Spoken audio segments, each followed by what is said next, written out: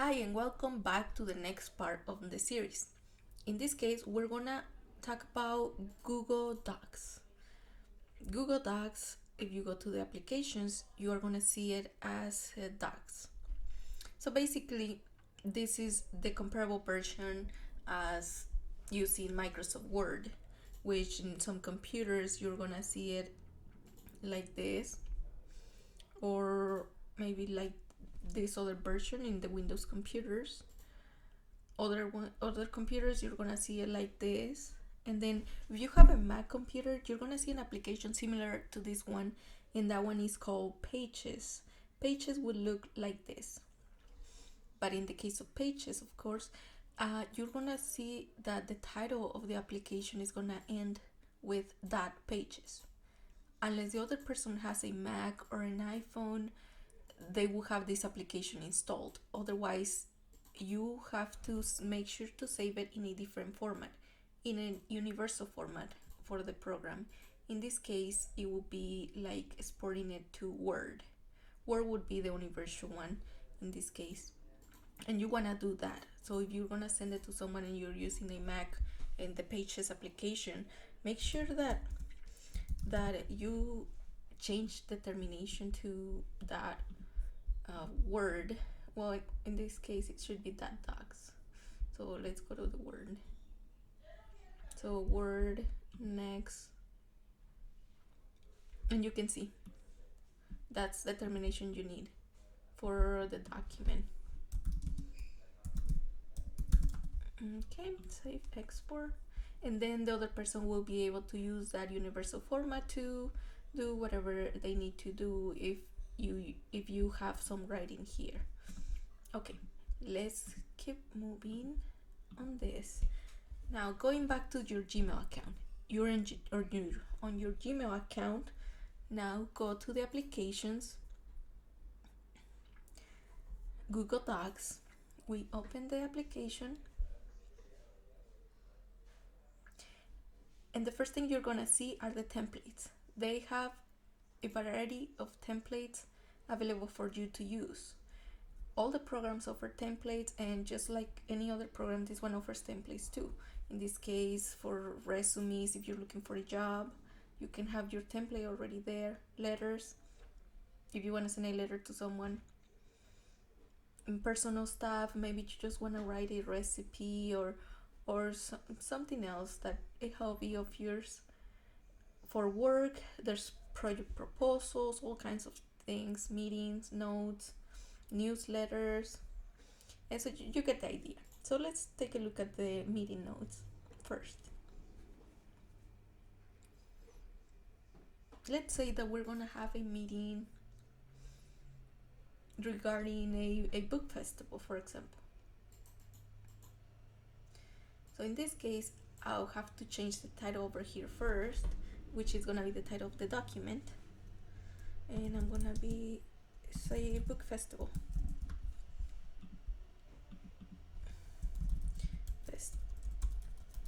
Festival board meeting, and then you keep editing.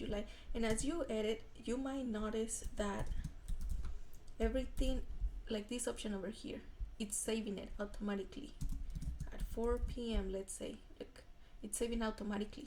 So that's one of the advantages of using this program, because it saves all the information, all your edits automatically in here. You're not gonna find a save option because it's saved automatically. And as you can see, it's gonna save in the cloud, meaning in your Google Drive. So going back to the email and to the applications, we go to our drive, and this Word document, I mean Google Docs, I saved it as book festival, and I can title it meeting. There you go. Now I go to my drive, and I'm gonna see it right there. See, it just automatically goes to your drive. So as soon as you start doing edits, it's gonna go there.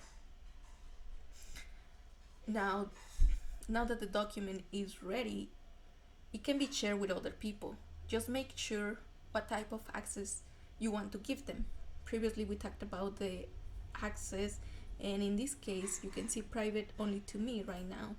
If I want to share it, I want to change, I want to let this person, I want this person to make some edits, just in case I'm, just in preparation for the meeting or something like that, or if it's a meeting minutes, then they can do some edits. I want to send a notification to this person, so I'm gonna put a check mark. I don't even have to make a message because it will be self-explanatory. Please make edits. And this is the document I'm sharing. I will send it. And done.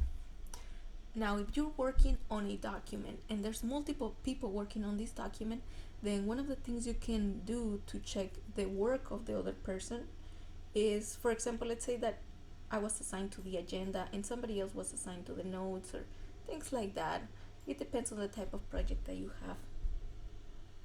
In this case, last meeting follow-up. I'm just gonna write some edits here and some extra information here just so you can give it yourself an idea.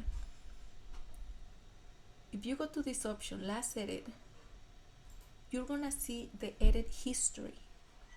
So once you go click on there, here's the history of all the edits that have been done on the document. In this case, this is what I changed: the festival, the date, and I added that information.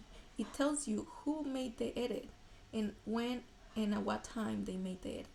If there were multiple people working on this document, then that's the name that you're gonna see here is the name of the person who made the edit. And so that's gonna help you if you need to keep track of who's doing what. And make sure that they stay on track if you're on a deadline or something. The good thing is that multiple people can actually work on the same document at the same time, and then everybody's gonna show up here like a little icon for everybody that's gonna be working there. You can provide comments on places where they need to edit something. For example, if I'm here on the notes, I'm like, oh no, you need to edit this sentence, then I can go here, add a comment, or just click over here, add a comment, and let me go here, and this is what you're gonna see there. So I can be like,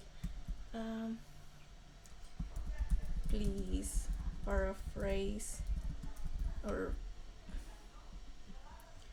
I can say something like reword this sentence, or replace this sentence. Comment. I make the comment, and then everybody is gonna see this comment.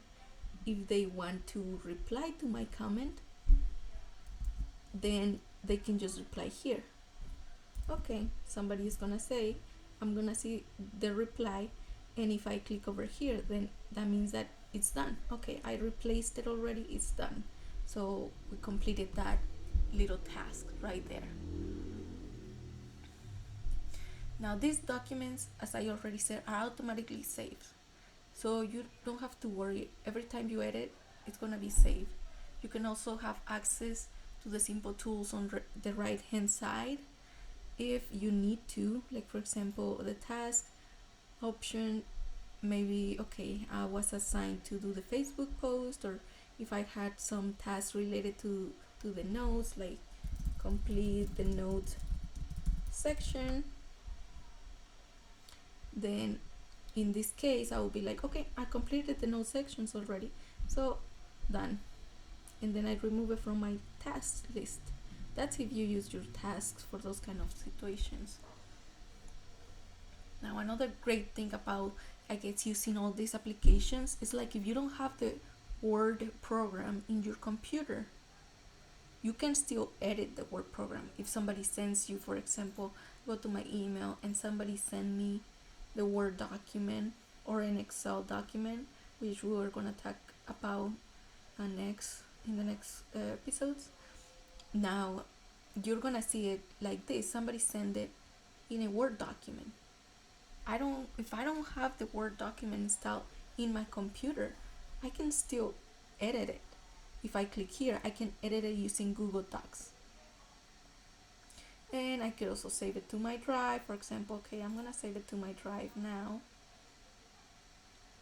And so if I go to my drive, I'm gonna see it there, Empowering Series, and you can see the difference. This is in Google Docs.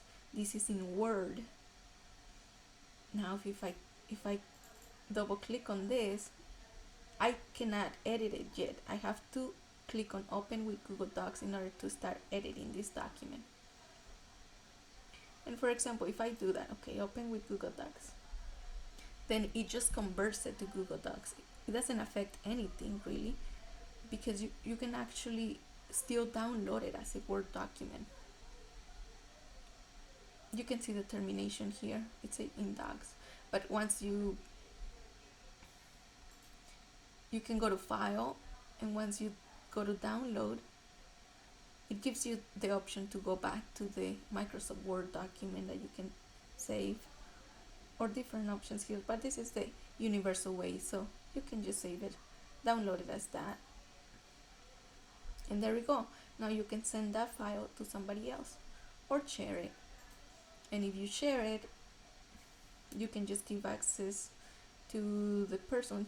Make sure you change the restrictions, like for example, if I copy the link, want to change to anyone with the link, yes, want to change, yeah, so everyone with the link will have it, and I want them to, yeah, view it in this case, so we're good, just checking on that.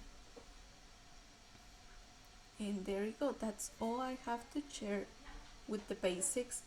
And just, you might think that these options are not enough, but basically all you have in here in your menu bar are all the options that you need to do the edits, so there's no need to really have the advanced programs unless it requires you, like your work requires it. If you really need to have the Microsoft Word, then you would just have to get it somehow, either purchase it or have somebody else install in your computers, your organization, or something like that, but this would do the job. Now with that, I will go ahead and end this episode. Thanks for listening, and we are gonna move on to another application. Thank you.